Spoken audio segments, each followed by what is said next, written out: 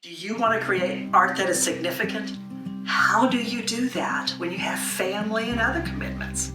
I'll talk about that on today's show of Creating Art Around Life. I'm Beverly Claridge. Welcome to my channel. What a grand show was to be had every Friday at Todd's Auction House on Don Street in Invercargill in Southland in New Zealand.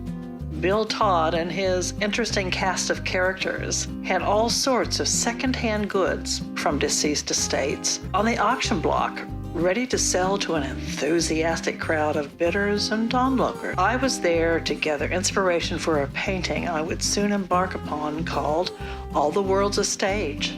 Before the theatrics of the show began, I slowly browsed through the collection of goods on offer. One in particular caught my attention. It was a local landscape by an artist that was unknown to me. Soon I found several other paintings by the same woman. It seemed the works were a part of her estate. They would soon be on the block. Would my own family consider my works worthy of hanging on to? I revisited the Rialto a few weeks later. The paintings were still there. That encounter prompted a life-changing decision.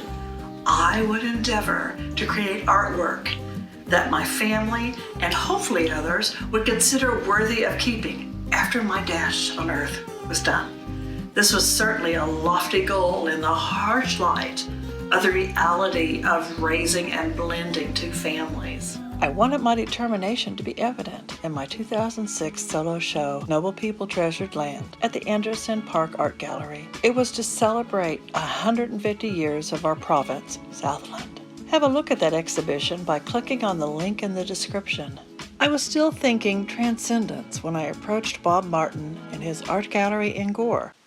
I wanted to paint a series of works for his gallery using Hubble images I had discovered as inspiration. He gave me an enthusiastic go-ahead. Bill and I had just finished the first stage of adding a much-needed bedroom extension to our home. We were entering into the second stage of remodel when I began plotting and planning for the new exhibition. Our two sons and daughters were finishing high school and soon went off to university to join our two older daughters. The family celebrated a wedding and the arrival of 3 grandchildren. And we decided raising Bichons for money during that period was a good thing. And trips were made back to the USA to visit my mother and father. Phew, a lot happened. So how did I manage to create art in the midst of all this? First of all, it was a team effort, with my husband and I leading the way. Secondly, we embraced our family and our own personal values. In particular, I think we succeeded because we purposefully chose excellence. Excellence is making the best choice at the right time. Not necessarily the perfect choice, but a good choice.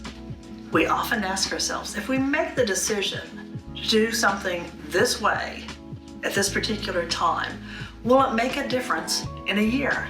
If the answer was no, we chose to do it. What decisions do you make so that you can continue creating art during hectic times? I'd love to know. Let me know in the comments. For example, we made the decision to shift my studio into an unfinished room. That way I could continue working while the kitchen was being remodeled. I could live with unfinished walls in my new studio. Even crazier is that the kitchen we ripped out served as a backdrop for one of my paintings. So I didn't even have my backdrop reference model anymore as I finished that painting.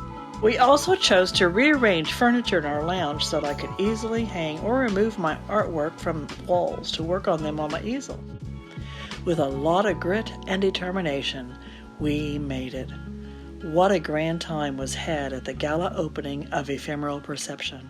My next video introduces you to Ephemeral Perception. I hope you enjoy the series of talks about each work.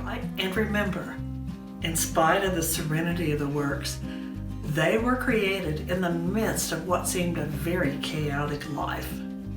I hope you'll join me then. Please subscribe to my channel and like this video. You can see more of my artwork on the all-new BeverlyClaridge.com. Subscribe to my newsletter to be the first to know what's on my easel. The details to join are in the description below. Join me on Facebook And join my private and encouraging Charles Park drawing group. And follow me on Instagram. Thanks for joining me, and we'll see you next time.